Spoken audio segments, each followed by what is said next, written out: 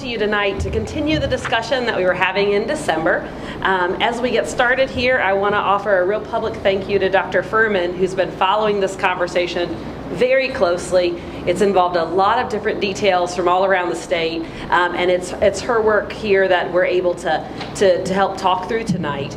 As I think everyone's aware, but I'll recap, this summer there was an executive order from the governor that related to cell phone use by students in schools. When we say cell phone use by students in schools, we really mean any two-way communication. So it's a little broader than cell phones. It would say include a good old-fashioned pager device as well, or other kinds of devices that might come about in the future. And we started having a conversation actually last spring ahead of that on some changes that we might want to recommend, but we wanted to see how kind of all of this came out around the state as people were talking about this issue. We want to highlight as we talk this through that there's some very interesting research that operates in association with the executive order, and that is publicly accessible information. We've shared that out on the AHPS Facebook page a couple of times and some other ways, and I know it's been in media, but there is basically a podcast kind of conversation you can listen to. It's really a video, but you can listen to it, and it tells you about some of the rationale behind this executive order. So our recommendation at this time is essentially summarized as follows: that we move to a process where during the school day, anytime during the school day, once the kids are in the building to out of the building, okay, when the school day is occurring, when instruction or it's passing time or it's lunchtime, that our middle school students not use mobile communication devices, cell phones. Currently, they are allowed to use those between classes and at lunch. The hope of the executive order is a lot of limitation on that use, so that's very consistent with that executive order. Then for our high school students, want to let you all, or remind you, we talked about this in December a bit as well, that we really charged Mr. Kraft at JRTC and Mr. Cantrell at AHS to really talk to the faculty of Alleghany and get a really good sense for how responsible or otherwise our high school students may be being with their cell phones. They talked a lot through this issue, and their recommendation that we can support is that our high school students continue to be allowed devices to access at lunchtime for pragmatic kinds of communications that they may need to have with, say, a family member or an employer, because we realize our students are engaged in a whole variety of activities outside the school day. That's not intended for them to, say, use social media or socialize using their device. It's a practical tool, because one of the things that the executive order does charge is that we have some kind of provision, say if a student has forgotten something at home, something of that nature. At our other schools, we feel like the office is a great place for them to go, and that can be something that they handle in the office. With our students who are a little more responsible, our staff is feeling comfortable, if you all are feeling comfortable, with them doing that kind of thing at lunch. There's a lot of information in the links that are included in this memo, and again, it's a great time to kind of piggyback on what Mr. Littleton very wisely said at the beginning of the meeting. There are lots of links embedded here. So you can follow those to our existing cell phone practices. Again, I've basically summarized the key differences there, but the existing practices that are in place, you can kind of see the history of some of the board conversations here. We continue to be very thankful that the Alleghany Highlands School Board took a proactive stance on this, conducted some surveys of parents and other individuals in our community, got some good input well over a year ago. So we were able to work through our current local practices with that good quality input thanks to your leadership. So that's a summary. We're certainly happy to entertain questions. Again, Dr. Furman in particular has been monitoring all the different differences around the state. School divisions are doing different things, but for the most part, a practice that sounds like this or sounds like no access for students during the day. So that's what we have for you this evening. Our recommendation is that you take action on that tonight, following on the conversation that we had in December, and we're certainly happy to answer questions. Thank you, Superintendent. Are there any questions? There are exceptions, like there are exceptions, like 5 medical agent and diabetic. Yes, sir. Thank you. I'm sorry. I got excited to cut you off. Were you done with your question? No, that's But I knew there was an exception. It's not possible. Yes, now they do have to be authorized exceptions, right? So like in the case of a student who maybe is tracking health data on a phone, which often happens with diabetes, but sometimes will happen with other medical conditions, everybody's got to be on the same page. So that's something that our school nurse has to be aware of, our school administration has to be aware of.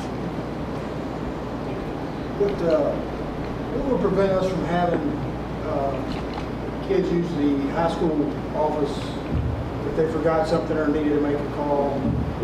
I mean, I guess I'm trying to understand the justification for lunch. I think a lot of the issues that occur sometimes happen at lunch. So that's the reason behind this.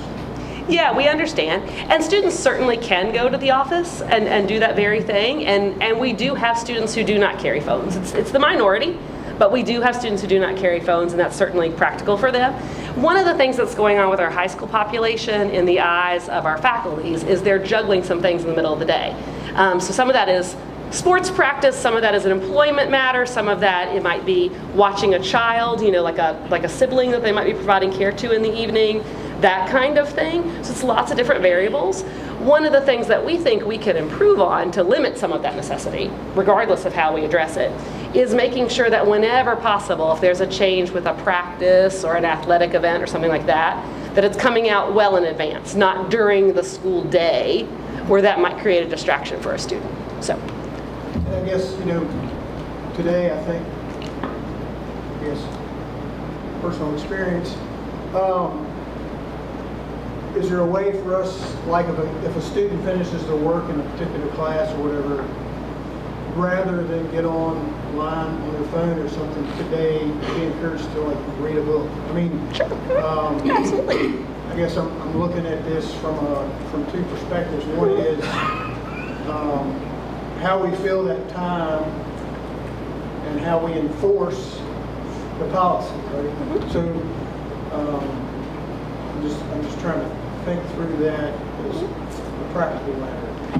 I think that's a great question, and it leads me to kind of underline a change. If we went back, say, 2 years ago, maybe a little farther back than that, you would see students sometimes using their phone for an instructional purpose, okay? And then sometimes using their phone because they found themselves with free time, right?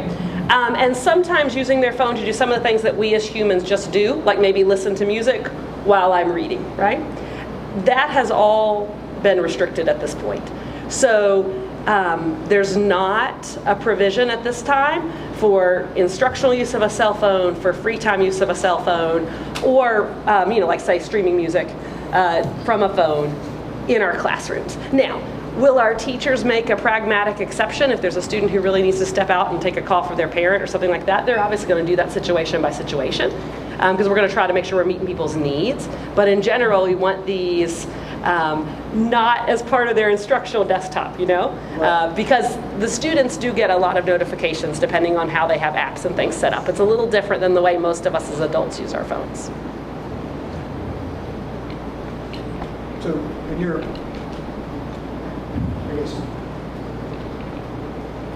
I guess I'm trying to again understand the justification for the use of lunch. I think perhaps a lot of the, let's say, questionable activity can occur at lunch. Sure, because it's a freer time. That's part of the reason that we've indicated that we want this for practical use here. And it is a recommendation that's bubbling up from staff and from staff conversation. There might be something Mr. Ross wants to add to that, but I'm not sure. We may have summarized all the reasons that students usually might want to use their phone during that time.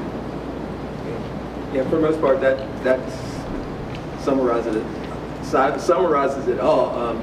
I know if there are issues and they find out that a student is doing something outside of what he's supposed to, then that, of course, they become more restrictive towards that one student. But we think this is a good plan in place for all levels. And when it first came out, we didn't realize they were saying bell to bell as the entire day. We were thinking bell to bell from start of class to end of class, which is, of course, what our old policy was. But with the new restrictions and guidelines, we're trying to make the best of it to help our students be especially at the high school, good citizens and know how to properly use the phone and properly use the things they need to get the instruction or work or extracurricular activities, whatever it may be, to be able to do that and still be responsible. One of the things too that might be helpful to offer here that I think Mr. Ross and I are thinking but maybe not saying is we realize also our students go to other campuses or even to work sites during the day, right? And the expectation is they follow the expectation of that other campus or that work site when they are there. That's very, very important. So we may have students who have more access or less access, right, based on that for a whole host of valid reasons, and that is fine. One thing we want to make sure of, though, that we would recommend for our community is, and for parents, is we do have students who are traveling between campuses during the day. You know, they're driving from here to the college campus, that kind of thing. We want them to be able to check in if that's necessary for their family, and then put that device aside. And I don't think we made that clear so far in this presentation. I also think it just occurred to me with Mr. Winston's question. We were talking about access, I think, in the office to telephone. So I was thinking, too, about, say, 35 students all coming to lunch at the same time, and that kind of creates a traffic jam. Our phones in the high school still need to be answered That's correct. as well. But I would like to think that our phones there would be accessible. I was also thinking about text communication.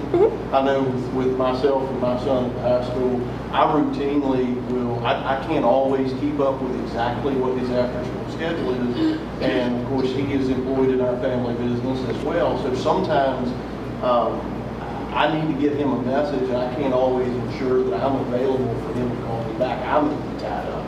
So sometimes that text message communication, at least for us, maybe that's a one-off example, but it's very helpful if I just need to send him a message and ask what his after-school schedule is so that I can plan if he's available to us as a business.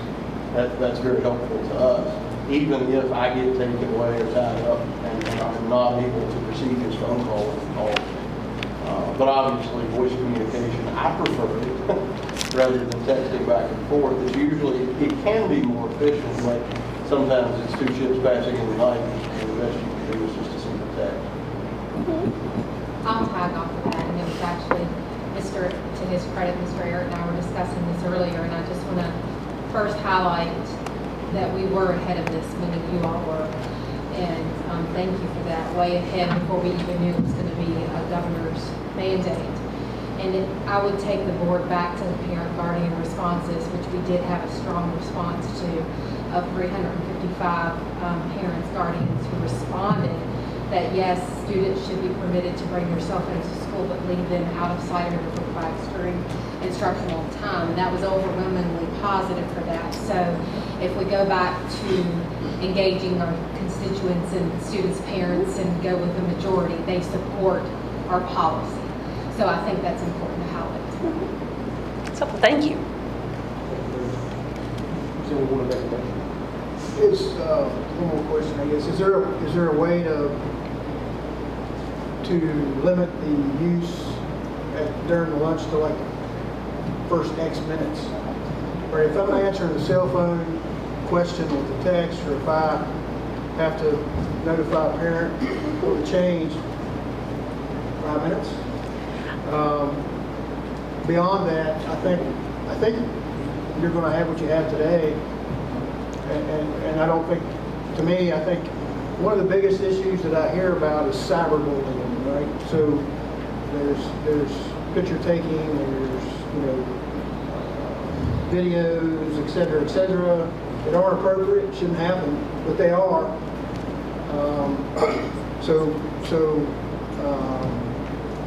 I'm just trying to think of a way to find a way to solve the problem of communication with the change in the day, coupled with the fact that we see the negative of them having them all day. Yeah, I think that's a really interesting thought. And I'm sure that there are people who know the AHS cafeteria routine well better than I, but I have had the experience of, being there for a lunch and walking through. Very happy that it's very well supervised. There are lots of staff and administrators included in that staff, in the cafeteria and at the doors.